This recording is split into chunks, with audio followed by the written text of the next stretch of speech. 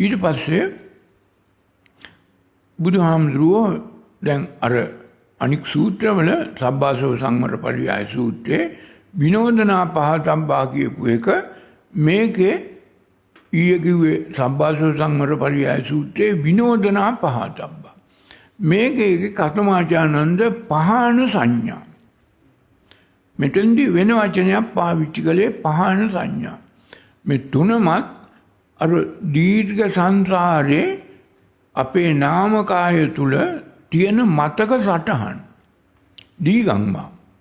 දීර්ඝ සංසාරේ අපි අතීතයේ අත්විඳ දැනට නාමකාය තුල ඉලවිලා තියෙන මතක සටහන් මොන මොහොතක හෝ මොන ඉරියව්වකදී හෝ නැවත මතු වුණොත් ප්‍රිය දෙයකට ඇලීමක් ප්‍රිය දෙයක් සිහිපත් වුණොත් කාම විතක්ක විචාර පවත්තනවා. තරහකාරයෙක් වෛරකාරයෙක් විරුද්ධකාරයෙක් තමන්ට මොන හරි කරපු වැරදි වැඩක් කරපු කෙනෙක් මතක් වුණොත් ව්‍යාපාද විතක්ක විචාර පවත්තනවා. ඒ වගේම තමන්ව වෙහෙස කර වූ තමන්ට කරදරයක් බාධකයක් කර කෙනෙක් මතක් වුණොත් විහිංසා විතක්ක විචාර පවත්තනවා. මෙහෙම කාම විතක්ක විචාර පවත්තනකොට අලුතෙන් අනුසය උපදිනවා. ව්‍යාපාද විතක්ක විචාර පවත්තනකොට පටිඝානුසය උපදිනවා. විහිංසා විතක්ක විචාර අවිද්‍යානුසය උපදිනවා. දැන් එහෙම ඒවා මේ බාහිර ලෝකයේ ඇහැට කනට නාසයට දිවට කයට මනට දිවට කයට දැන් වර්තමාන මොහොතේ දකින්න බලන අහන වෙන්න දේවල් නෙමෙයි. ඒවා අතීතයේ තමන් දැකලා අහලා බලලා විඳලා මතක සටහන් නැටියට තමන්ගේ නාමකාය තුල සටහන් වෙලා තියෙන දේවල්. ඒව නිසා අනුසය උපදිනවා.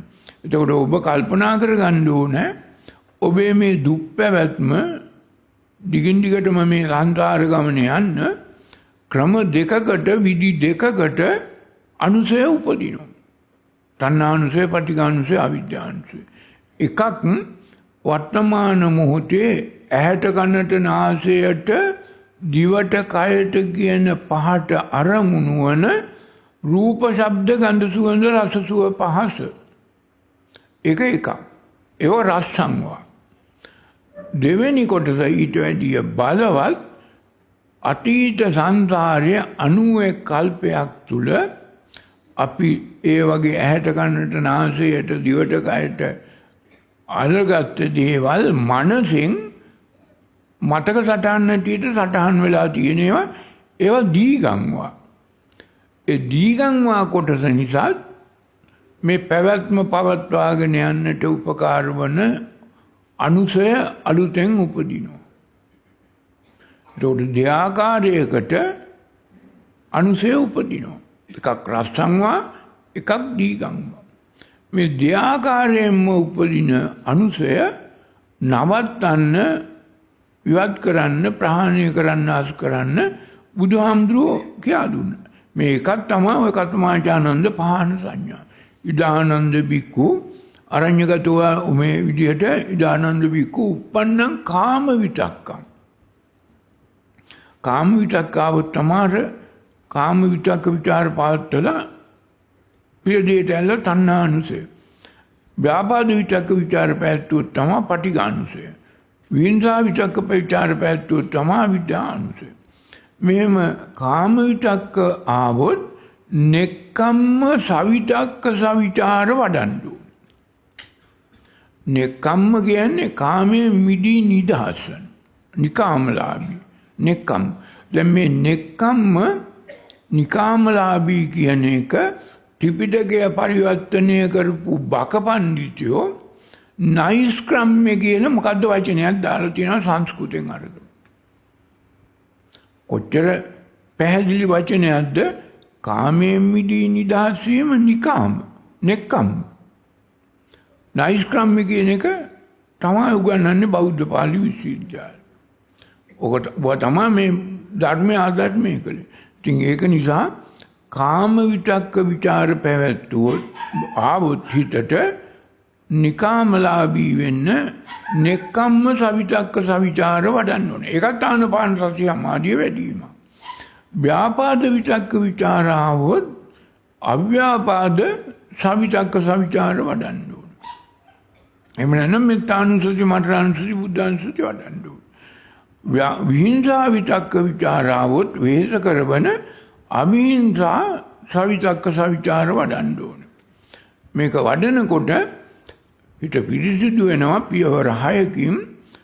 ඒක ඉවසන්නේ නාදි වාසේති, ඒක ප්‍රහාණය කරනවා පජහති, නාදි වාසේති පජහති, විනෝදේති, ඒකෙන් සතුටක් සුවයක් ආස්වාදයක් ලැබීම අත්තරිනවා, ව්‍යන්ති කරෝති, ඒකෙන් අලුතෙන් උපදින අනුසය අවසන් කරනවා, අනභාවං ගමීති, නැවත නූපදින ලෙස හිත පිරිසිදු කරගන්න.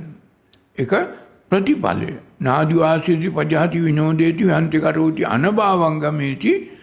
මේ අපි නෙක්ඛම්ම සවිතක්ක සවිචාර, අව්‍යාපාද සවිතක්ක සවිචාර, අවිහිංසා සවිතක්ක සවිචාර වඩන්න ඕන.